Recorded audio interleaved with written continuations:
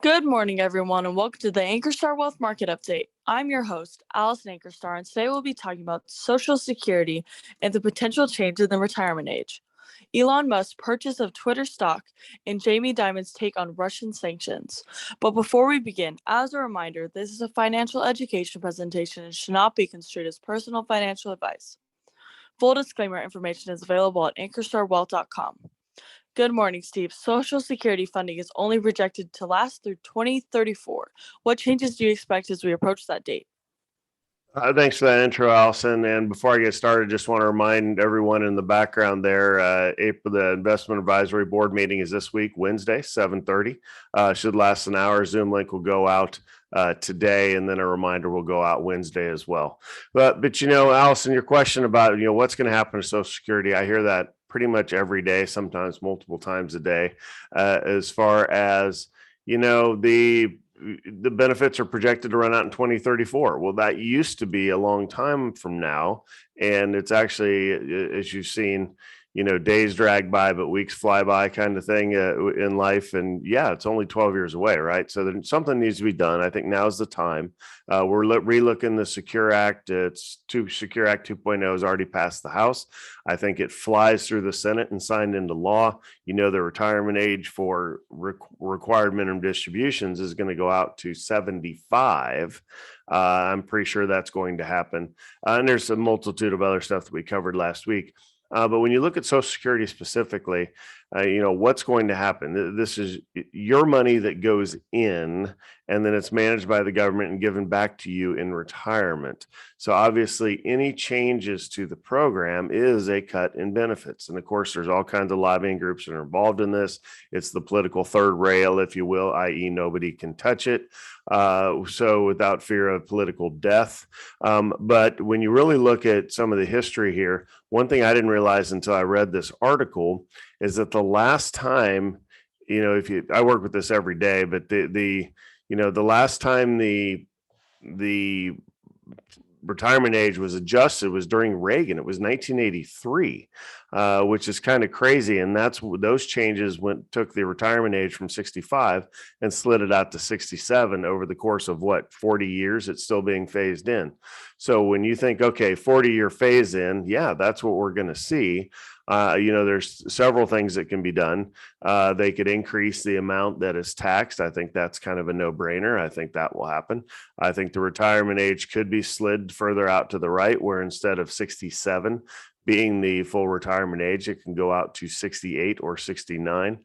In this article, it does say 1 year slide of benefits is a 5% overall lifetime reduction in the money you make. And I use Money Guide Pro as a software, and it shows you how much money you're going to get back in retirement and Social Security, whether you claim at 62, 65, 67, or 70, or you can even put any other numbers in there, and it shows you, it calculates all that out for you. It's kind of, and the government kind of doesn't care. It kind of depends on how long you live, right? If you live past the break-even point where all these lines come together, which is in the high 70s, if you live past that, you would have gotten a better deal if you waited. But if you don't live past that, then you should have claimed at 62. You can't beat yourself up over that. But basically, they could slide that full retirement age is where you kind of get full benefits and you don't have to worry about taxation to the right. I don't think the 70 will move. I think you'll have to claim by 70 because it's just too good of a deal to wait if you're in good health.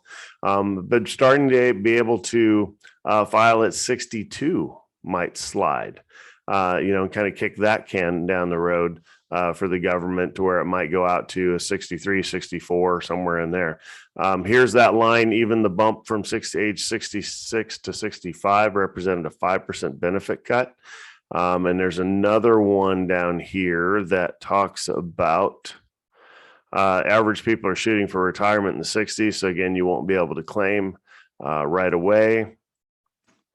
And I don't see what it is that I was looking for, but it could be a combination of all of these plans. Again, whoever proposes this and brings this bill forward is likely not going to be reelected, right? So that's why we've waited forever to do adult, if you will, and make the moves. So how does it affect the market? I don't think it does. How does it affect from personal planning? You can count on Social Security being there in some form but you can't count on necessarily the full benefits that folks are getting today. So it won't be quite as a good deal, not a good deal.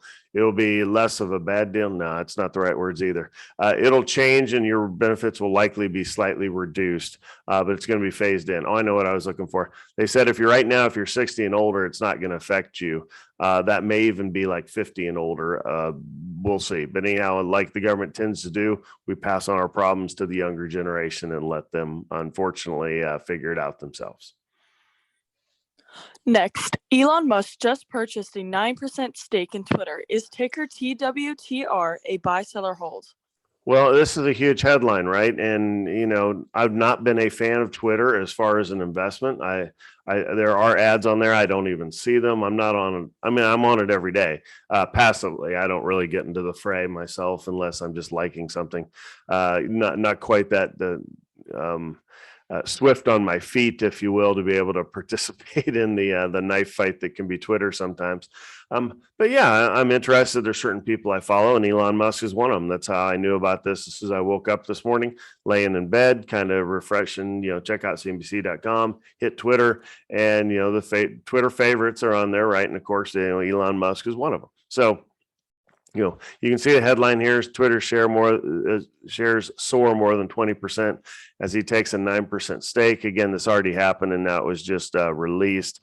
So it's almost 3 billion shares of, not 3 billion shares, $3 billion worth of shares, 73 million shares, you can see. And he's been very critical of Twitter, but it also is kind of his personal social media, if you will. He's pretty funny. I think that he truly is faster, quicker wit and faster on his feet than about anyone I know. The stuff he says is still very calculated, but it tends to be on point. So he's very fun to follow. And of course, he's trying to change the world. But when you look at the stock itself, let's go out to a 1 year in Twitter. You can see the bump that's today. It's been kind of crushed, right? So we go back to even back in late year, last year, it was bouncing around in the 70s, got cut in half down here to 35 or so, and now it's on its way back up. He makes his money through advertising, so losing money overall. That's why you see the negative earnings here, so which gives it a negative PE, no dividend. Competitors out there, I think you're always in the social media world, you're always kind of waiting for the next big thing. It was Twitter there for a while, then Snap came along and Snap was the top dog, and then Musical.ly was out there, but nobody really heard of it until it switched its name to TikTok. And then of course TikTok blows up as kind of what I would consider at least the primary social media out there. So I think these things have shelf lives. I don't think Twitter may be around forever, but kind of like Facebook, I think things can get old and stale, and the newer generations aren't necessarily looking to hop onto these older platforms.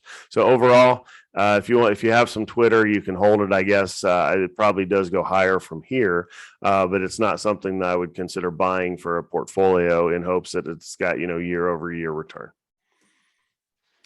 Last, Jamie Dimon had a dire forecast of the U.S. economic challenges from the confluence of inflation and Russian economic sanctions. What's your take? Well, Allison, my take here is that Jamie Dimon is one of the most respected CEOs in the world. He's the longest seated financial CEO in the U.S. He's been in the chair since before the global financial crisis of 2007 and 2009, which I followed closely and, kind of hung on every word as an investor that he was saying. So for him to be making this call certainly is dire, to be honest.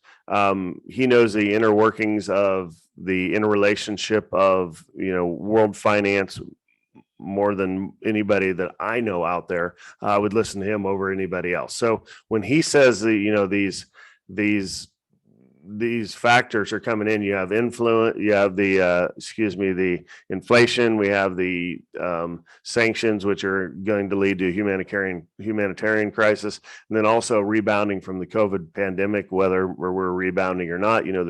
There's pretty dark news out of China as far as people getting locked down for a potential next strain. So there's a lot of different things going on. So for him to issue this warning, I think that does affect the market.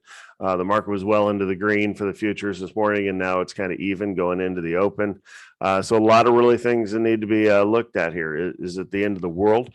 No, but I do think when, what I've been telling folks, and I have the advisory board meeting coming up where I'll restate this, but these year over year 20% gains that we've kind of gotten used to, I just don't think we're going to see that.